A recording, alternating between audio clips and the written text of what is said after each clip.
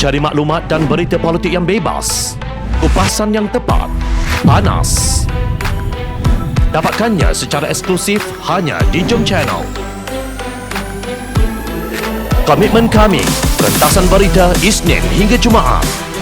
Berbicara dan isu semasa, kami garapkan secara langsung. Panel-panel berkaliber dan profesional. Interaktif, pandangan anda kami raikan. Jangan lupa bersama kami di setiap hujung minggu dalam edisi khas mingguan.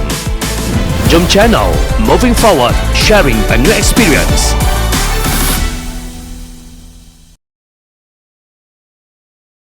Ikatan Nasional itu majoriti kukuh dan meyakinkan.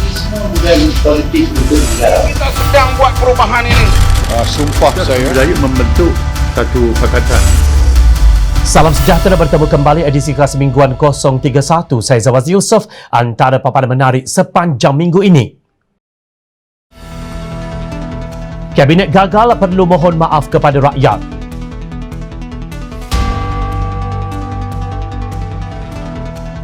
Mahyadin didesak letak jawatan, memorandum dihantar ke Istana Negara.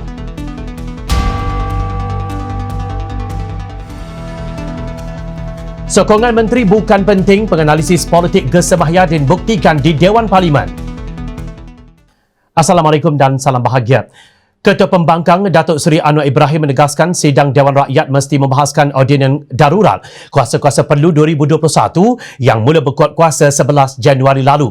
Presiden PKR yang juga pengerusi Pakatan Harapan PH itu berkata, perbahasan sidang Parlimen akan datang juga perlu membincangkan situasi pandemik COVID-19, kadar vaksinasi dan kadar ujian saringan.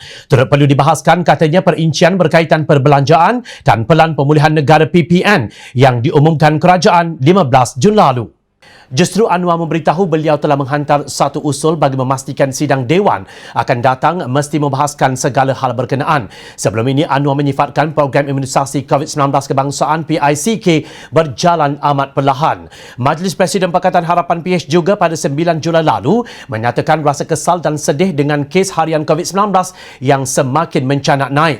Untuk rekod mesyuarat khas penggal ketiga Parlimen ke-14 selama 5 hari bermula 26 hingga 29 Julai dan 2 Ogos ini bagi Dewan Rakyat. Sementara itu, Dewan Negara pula akan bersidang selama 3 hari bermula 3 hingga 5 Ogos.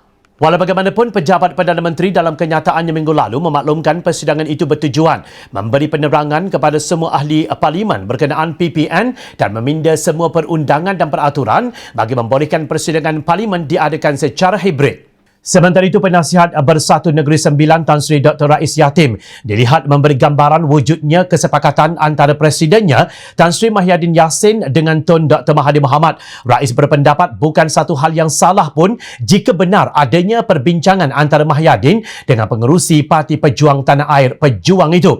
Bekas Menteri Penerangan Komunikasi dan Kebudayaan itu juga berkata perkembangan akan menjadi lebih baik jika pengasas bersama Ikatan Demokratik Malaysia Muda turut terlibat. Isnin lalu, tular gambar menunjukkan sebuah kenderaan berlogo Pejuang di hadapan Pejabat Bersatu bahagian Jasin yang didakwa memberi gambaran kerjasama antara dua parti berkenaan kembali dibentuk menjelang pilihan raya umum akan datang. Untuk rekod, pengasas bersama Muda Syed Saddiq Syed Abdul Rahman juga merupakan ahli Parlimen MUA. Bersatu pada masa ini mempunyai 32 kerusi di Parlimen, manakala Pejuang dan Muda yang masing-masing di Blok Pembangkang diwakili 5 kerusi Dewan Rakyat. Pejuang menafikan sekeras-kerasnya laporan mengatakan parti itu akan kembali bekerjasama dengan Bersatu seperti yang didakwa, kata Ketua Penerangannya Ulia Aqamah Husamuddin. Beliau berkata tuduhan liar itu cuba mencela reputasi parti kerana pengerusi Pejuang Dr. Mahathir berulang kali dengan tegas menolak dakwaan berkenaan. Katanya andai Pejuang berniat bekerjasama dengan Bersatu dan Perikatan Nasional, tidak perlulah pihak mereka bertukus lumus berusaha mendapatkan kelulusan parti. Adalah lebih baik mereka kembali kepada parti lama. Suruhanjaya Pencegahan Rasuah Malaysia SPRM memanggil beberapa lagi individu termasuk seorang esko Kerajaan Negeri Kelantan bagi membantu siasatan kes rasuah dan salah guna kuasa melibatkan AI Kelantan Sdn Bhd atau AKSB. Sumber memberitahu bernama mereka akan dipanggil pada bila-bila masa secara berperingkat secepat mungkin. Setakat ini jumlah saksi yang akan dipanggil tidak dapat didedahkan lagi. Selain saksi, SPRM akan turut mengambil dokumen-dokumen di pejabat berkaitan bagi membantu siasatan. Seramai 4 individu termasuk bekas pengurus besar AKSB, seorang kaki tangan AKSB, seorang pengarah syarikat dan seorang pengurus projek berkaitan kerja-kerja AKSB sudah direman bagi membantu siasatan terhadap anak syarikat Perbadanan Menteri Besar Kelantan PMBK itu selepas dipercayai terlibat dalam kes rasuah yang membabitkan projek lebih 27 juta ringgit. Siasatan dilakukan berdasarkan aduan awam berkaitan kes rasuah dan salah guna kuasa melibatkan projek AKSB bernilai 27 juta ringgit itu antara tahun 2015 dan 2019. Baru-baru ini Menteri Besar Kelantan Datuk Ahmad Yaakob berkata kerajaan negeri akan memberi kerjasama penuh kepada SPRM bagi menjalankan siasatan. Dalam perkembangan berbeza, Ahli Parlimen Damansara Tony Phua mendesak Kerajaan Perikatan Nasional PN memecat Menteri Kesihatan Datuk Seri Dr. Adham Baba yang dilihat gagal melipat gandakan program saringan secara besar-besaran bagi memerangi penularan COVID-19. Setiausaha Publicity Kebangsaan DAP itu berkata, Adham harus mengundurkan diri dan bertanggungjawab atas peningkatan kes COVID-19 walaupun lockdown dilaksanakan sejak 16 Mei lalu. Menurutnya, tiada langkah strategi untuk meningkatkan ujian saringan secara drastik ketika jumlah kes positif COVID-19 yang belum diuji dan menjangkiti masyarakat masih sangat besar. Beliau menegaskan Adham dan kerajaan PN telah benar-benar mensia-siakan pengorbanan rakyat apabila gagal untuk membendung penyebaran COVID-19 meskipun lebih daripada 8 minggu rakyat berkorban menjalani Perintah Kawalan Pergerakan PKP sehingga ada yang kehilangan pendapatan. Katanya berdasarkan cadangan Pertubuhan Kesihatan Sedunia WHO, kadar positif di atas 5% terlalu tinggi dan tindakan mesti diambil sebelum pembukaan semula sektor ekonomi dan sosial disyorkan. Sebaliknya, daripada meningkatkan jumlah ujian untuk mengesan kes positif untuk mengasingkan dan mengurangkan penularan, dia mengurangkan ujian saringan dengan banyak, katanya. Hal tersebut berlaku ketika desakan berulang kali oleh pemimpin Pakatan Harapan, kumpulan pemikir dan masyarakat sivil supaya KKM melakukan lebih banyak ujian saringan secara besar-besaran. Sehubungan itu, beliau berpendapat tindakan hanya mengumumkan kerahan pasukan petugas khas COVID-19 untuk Lembah Kelang tanpa rancangan tindakan khusus tidak memadai. Datuk Seri Nazri Aziz menyifatkan tindakan pemecatan Datuk Seri Tajuddin Abdul Rahman sebagai pengarah pilihan raya Parti UMNO tidak wajar hanya kerana berbeza pandangan berhubung pendirian parti itu. Ahli Parlimen Padang Rengas itu menyamakan tindakan Presiden UMNO Datuk Seri Ahmad Zahid Hamidi dengan pemimpin negara yang sering bergolak Republik Kongo yang memecat penentangnya hanya kerana wujud perbezaan dalam isu politik dan parti. Jelas Nazri, beliau tidak menolak akan menerima nasib sama dengan Tajuddin dipecat sekiranya memegang jawatan dalam parti hanya menyatakan pandangan berbeza dengan Presiden. Setelah selalu Zahid mengumumkan pemecatan Tajuddin sebagai pengarah pilihan raya parti berkenaan. Ia selepas beberapa hari kritikannya semasa mesyuarat Majlis Tertinggi pada Rabu minggu lalu. Pengumuman pemecatan tersebut dibuat menerusi satu kenyataan media oleh Zahid dan kekosongan tersebut akan diganti Timbalan Presiden UMNO Datuk Seri Muhammad Hassan.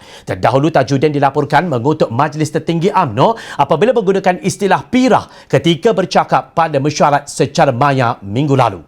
Minggu ini Malaysia digemparkan dengan tindakan Gabungan Bertindak Memorandum Rakyat Malaysia GBMRM yang mendesak Perdana Menteri Tan Sri Muhyiddin Yassin dan kabinetnya untuk mengundur secara terhormat sebelum 16 Julai ini. Ini kerana kerajaan didakwa gagal mengawal pandemik COVID-19 dengan kes positif terus tinggi sehingga mencatatkan rekod tertinggi semalam. Koordinator GBMRM Mustafa Mansur berkata jika peluang masih diberikan kepada Kerajaan Perikatan Nasional PN, dikhawatiri akan lebih ramai rakyat yang akan terkorban akibat wabak itu. Menurut beliau, rakyat sudah bagi masa yang cukup panjang kepada kerajaan Muhyiddin. Kes semakin mencanak dan kematian semakin bertambah. Begitu juga kadar bunuh diri yang sudah tidak dapat dikawal. Beliau berkata demikian kepada pihak media selepas menyerahkan memorandum rakyat Malaysia kepada wakil pihak istana di luar pintu 3 Istana Negara Rabu lalu. Mustafa menambah sudah tiba masanya kerajaan PN memberi laluan kepada sesiapa sahaja yang mempunyai majoriti di Parlimen untuk membentuk kerajaan baharu. Jelasnya ini kerana kerajaan kini sudah tidak lagi mendapat majoriti susulan penarikan sokongan oleh UMNO pada Khamis minggu lalu. Sehubungan itu, beliau memohon agar Yang di-Pertuan Agong Sultan Abdullah dan Majlis Raja-Raja Melayu memberi pertimbangan sewajarnya kepada permintaan memorandum berkenaan. Terkini penganalisis politik Profesor Datuk Dr. Muhammad Agus Yusof berkata, kenyataan jemaah menteri yang mengumumkan mengekalkan sokongan mereka kepada Perdana Menteri Tan Sri Mahyadin Yassin tidak memberi apa-apa signifikan kerana sokongan majoriti bukan ditentukan oleh menteri tetapi 220 ahli parlimen. Jika tujuan pengumuman adalah untuk menunjukkan Mahyadin mempunyai majoriti, itu sama sekali tidak menjawab persoalan asas yang menjadi perdebatan sekarang ini, iaitu sama ada Perdana Menteri mempunyai majoriti untuk terus berkuasa atau sebaliknya. Justru itu katanya sidang parlimen yang akan diadakan pada 26 Julai nanti merupakan peluang terbaik bagi Mahyadin membuktikan beliau mendapat sokongan di Dewan Rakyat. Dia berkata bagi memenuhi konsep tanggungjawab kolektif, wajar sahaja semuanya menyokong. Jika tidak, menteri yang berseberangan perlu meletakkan jawatan. Legitimasi kerajaan lebih penting bagi memulihkan keyakinan rakyat kepada kerajaan, meyakinkan pelabur dan pasaran, menghentikan politiking dengan tekaan jajaran parti baharu, menghentikan spekulasi ahli parlimen A atau B, menyokong siapa dan menstabilkan politik negara. Sementara itu, Muhammad Agus berkata pertanyaan tentang siapa yang akan menang di Dewan Rakyat nanti tidak relevan untuk difikirkan. Sebaliknya, beliau menyarankan agar diserahkan kepada kebijaksanaan ahli parlimen bagi memikirkan parti mana, siapa dan kerajaan mana yang terbaik untuk negara kerana mereka yang mempunyai kuasa mengundi.